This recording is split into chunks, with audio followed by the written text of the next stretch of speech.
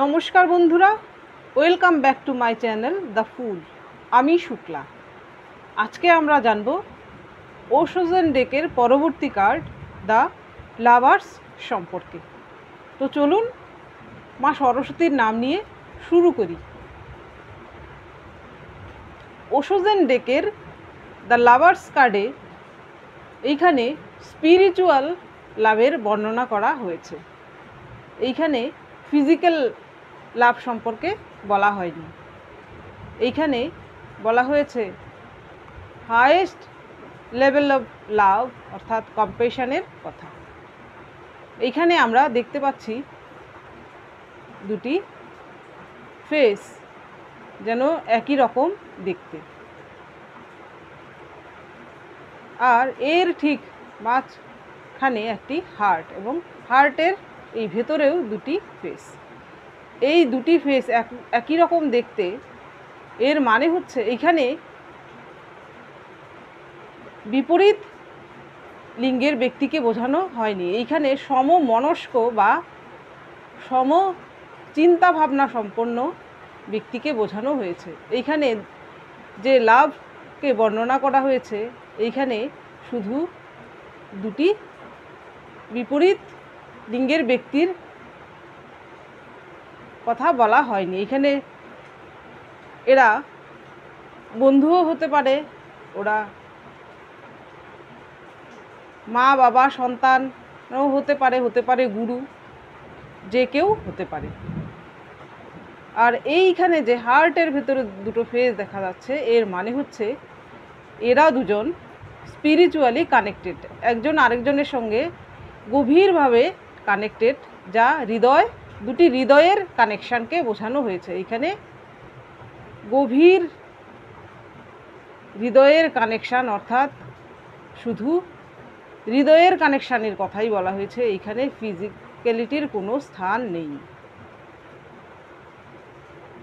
আর এইখানে আমরা দেখতে পাচ্ছি হার্টের দু সাইডে দুটো রোজ। এই রোজ হচ্ছে নিউ বিগিনিংয়ের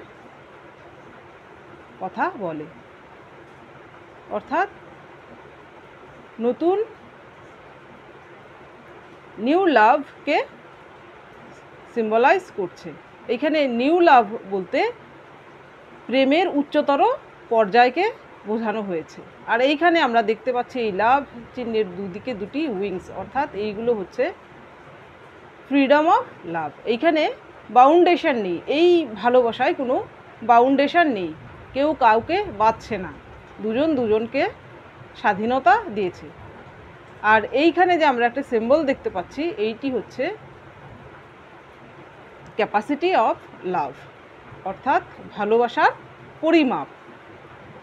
আর এইখানে আমরা দুটি ফেসের দুদিকে, একদিকে দেখতে পাচ্ছি রেড এবং আরেকদিকে দেখতে পাচ্ছি গ্রিন। এটি পৃথিবী এবং আকাশকে বোঝানো হয়েছে। ওশো লাভের তিনটি স্টেজের কথা বলেছেন। এই তিনটি পর্যায়ের মধ্যে প্রথম পর্যায় হচ্ছে সেক্সুয়ালিটি, আর এর পরবর্তী হায়েস্ট যে পর্যায় সেটি হচ্ছে সাইকোলজিক্যাল লাভ, আর যেটি সবথেকে হায়েস্ট পর্যায় সেটি হচ্ছে ডিভোশন বা কম্প্যাশন। যখনই আপনি ফিজিক্যাল লাভ থেকে ফিজিক্যালিটিকে সরিয়ে দিয়ে আপনি শুধু দুজনের মানসিক পর্যায়ের লাভের কথা বলেন, যেখানে শুধু একটি মন আরেকটি মনের সঙ্গে কানেক্টেড, সেখানে ফিজিক্যালিটির কোনো স্থান নেই, সেটি হচ্ছে সাইকোলজিক্যাল লাভ।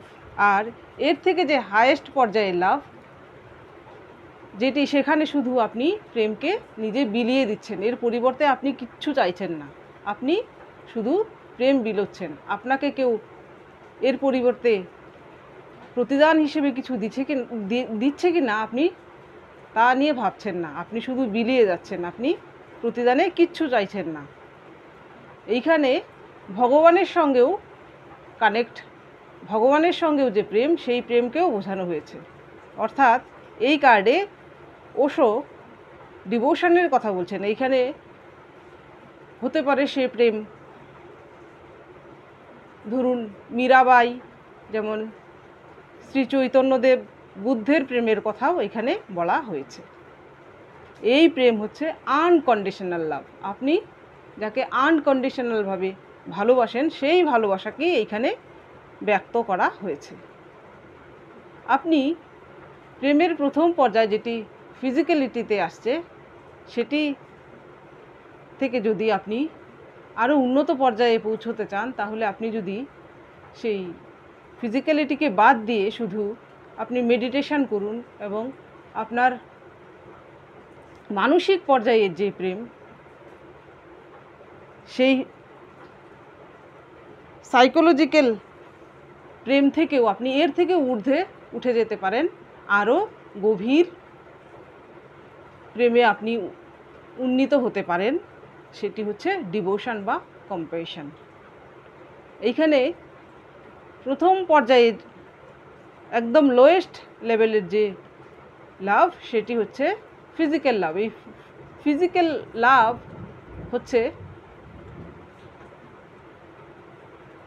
কাদাময় জায়গা যেখানে পদ্ম ফোটে। পদ্ম হচ্ছে সেকেন্ড স্টেজ অফ লাভ, যেটি হচ্ছে সাইকোলজিক্যাল লাভ।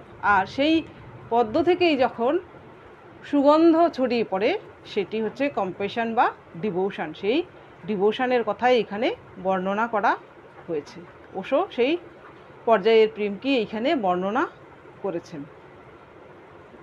তো বন্ধুরা, আজকে আমরা জানলাম দ্য লাভার্স কার্ড সম্পর্কে। যদি ভালো লেগে থাকে তাহলে প্লিজ লাইক করুন, শেয়ার করুন এবং সাবস্ক্রাইব করুন আমার চ্যানেলটিকে। আজকের জন্য এতটুকুই।